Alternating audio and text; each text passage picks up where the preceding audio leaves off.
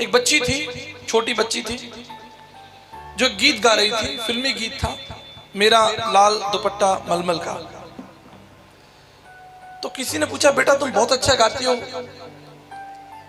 तुम्हारी आवाज बहुत अच्छी है, लेकिन एक बात बताओ कि तुम्हारा वो लाल दुपट्टा तो तुम्हारे गले में है ही नहीं। तो शर्मा गई, गीत गा रही थी, दुपट्टा गले में नहीं था, तो शर्मा के भाग गई।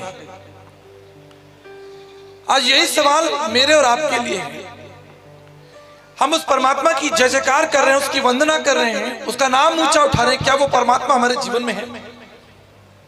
क्या उसके प्रति विश्वास हमारे जीवन में है? क्या आप उसे जानते हैं? क्या आप जानते हैं कि उसने आपके लिए क्या किया है और वो क्या करना चाहता है? पवित्र शास्त्र बाइबल कहती है उस परमेश्वर के पास आपके लिए योजना है, और वो योजना आपके भविष्य के लिए, आपकी संतानों के लिए, आपकी पीढ़ी पीढ़ी के लिए है। परमेश्वर का वचन कहता है कि मैं धर्मी को आशीष दूंगा और उसकी संतानों को भी आशीष दूंगा। लेकिन क्या आप उसे जानते हैं? हम उसे तब तक नहीं जान सकते जब तक हम अपने पापों से क्षमा ना मांग लें। जैसे एक भ्रूण, एक बच्चा जो है मां के कोख में होता है, तो उसे नहीं मालूम कि संसार कितना बड़ा है और संसार कितना सुंदर है, उसे कुछ नहीं मालूम, क्योंकि वो तो मां के गर्भ में है, उस अंधेरे में है, उसे कुछ नहीं मालूम। लेकिन जब वो संसार में आता है, तब वो संसार को देखता है और संसार के प्रति उसकी जो सोच है, व्यापकता है, वो बढ़ती चलती है कि संसार कितना बड़ा है, इसमें कितने रिश्ते नाते हैं, कितना काम है इस संसार के अंदर। ठीक इसी तरह जब तक हम अंधकार में बैठे रहेंगे, हम उस परमेश्वर को कभी नहीं जान पाएंगे। भारतीय दर्शन शास्त्र में लिखा है, पापम पापात्मा पाप कर्मा पाप संवा त्राहिमाम पुनरक्षाम सर्व पाप हरे हरे।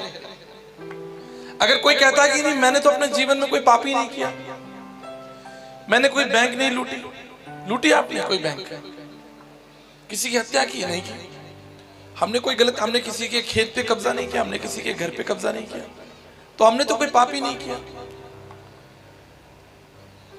तो ऋषि वेदव्यास जी कहते हैं, पापम पापात्मा पाप कर्मा, मेरा तो जन्म ही पाप में हुआ है। तुलसी याजक आए के कौन भयो समर्थ, कंचन पे कुंचन किन्ना पसारो हाथ। संत तुलसीदास जी ने कहा, इस संसार में कौन हुआ कि जिसने पाप नहीं किया। इसलिए महाभारत शांति पर्व में लिखा है, अश्रद्धा परम पापम श्रद्धा पाप प्रमोचनी। अंधकार अश्रद्धा हमारे जीवन में उस पाप को जन्म देती है, लेकिन श्रद्धा जो है, विश्वास जो है, उन पापों को खत्म कर देता है। लेकिन ये विश्वास तब तक संभव नहीं जब तक आप उस परमेश्वर को जाने नहीं। उस परमेश्वर का परिचय कौन देगा? कोई बता सकता है वो परमेश्वर कौन है? उस अज्ञात अगोचर परमेश्वर का परिचय कौन देगा? मुझे बताइए। मैं यहाँ खड़ा हूं, आप में से कितने लोग मेरा नाम जानते हैं?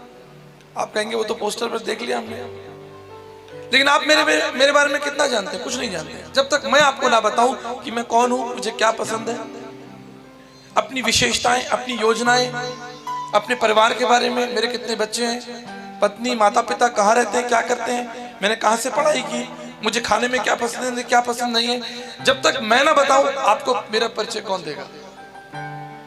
ठीक इसी तरह उस परमेश्वर का परिचय कोई दे सकता है? संत तुलसीदास जी ने कहा, तुलसी याजक आए के कौन भयो समर्थ, कंचन पे कुंचन किन्ना पसार। एक पापी व्यक्ति जो खुद अंधकार में बैठा है, क्या वो परमेश्वर का परिचय देगा?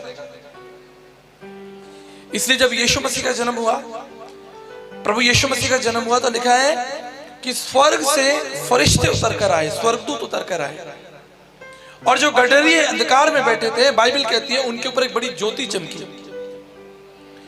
तो उसका जो आगमन हुआ वो एक ज्योति के रूप में हुआ। प्रभु यीशु मसीह संसार में ज्योति के रूप में आए। और ज्योति कितनी जरूरी है हमारे बच्चे जानते हैं, जो लोग बच्चे पढ़ाई करते हैं। आप जानते हो कि सूर्य का प्रकाश जो पृथ्वी पर आता है तो वो कितना जरूरी है। अगर सूर्य का प्रकाश पृथ्वी पर ना आए तो हम सब लोग जो हैं वो सब मर जाएंगे। क्यों? क्योंकि पेड़ पौधे फोटोसिंथेसिस प्रोसेस, प्रकाश संश्लेषण की विधि नहीं होगी, और जो पेड़ पौधे हैं वो आपको ऑक्सीजन नहीं देंगे, और पेड़ पौधों के अंदर जो ग्लूकोज है वो कन्वर्ट नहीं होगा, और कोई फल नहीं लगेगा, कोई फूल नहीं होगा, इंसान मर जाएगा, जानवर भी मर जाएंगे। सूर्य का प्रकाश इस पृथ्वी के लिए कितना जरूरी है देखिए आप। ठीक इसी तरह एक आत्मिक प्रकाश जो हमारी आत्मिक मन को खोलता है, हमारी आत्मिक आंखों को खोलता है, वो है प्रभु यीशु मसीह। बहुत से लोगों का ऐसा मानना है, सोचना है कि प्रभु ईसा मसीह तो ईसाइयों के परमेश्वर है, तो ईसाइयों ने क्या ठेकेदारी कर ली यीशु मसीह, कोई मोहर लगा दी कर कि हमारा परमेश्वर है। कहां पैदा हुए थे यीशु मसीह? यीशु मसीह का जन्म हुआ इजराइल में, बेतलेहम गांव में। ऐसी ठाणी थी, गांव था, और वो भी आज से 2000 साल पहले। अभी यहाँ आने में कष्ट होता है, रास्ता देखो कैसा टेढ़ा मेढ़ा,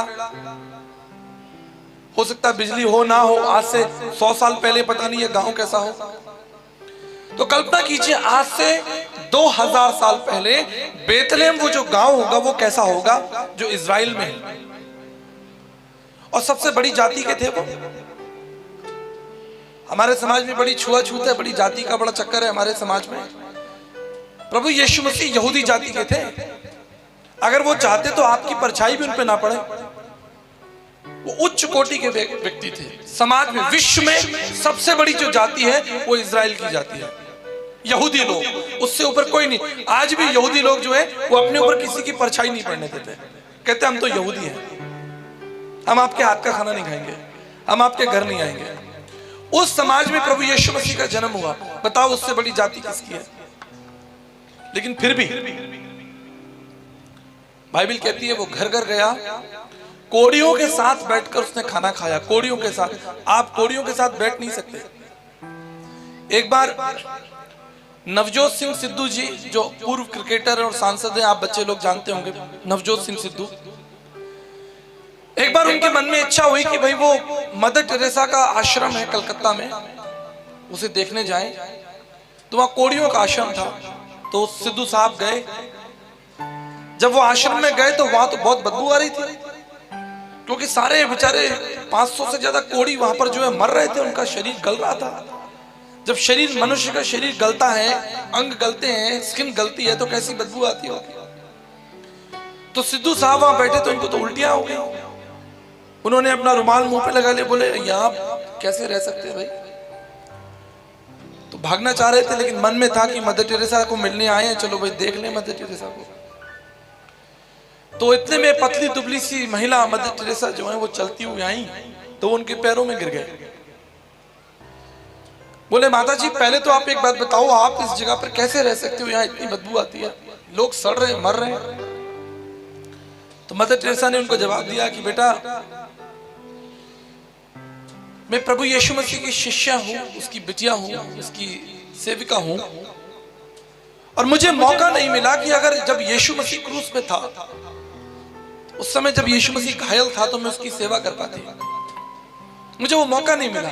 इसलिए आज इन मरते हुए कोड़ियों की सेवा करके मैं ये सोच लेती हूं कि मैं यीशु मसीह की सेवा कर रही हूं। और आपको मालूम है भारत सरकार ने उन्हें भारत रत्न दिया उनकी सेवा के लिए।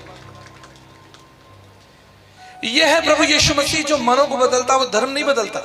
धर्म तो एक ही है, प्रेम धर्म का मूल है, पाप मूल संताप। जहां दया वहां धर्म है, जहां क्षमा वहां प्रभु आप। धर्म क्या है? धर्म तो व्यापक है।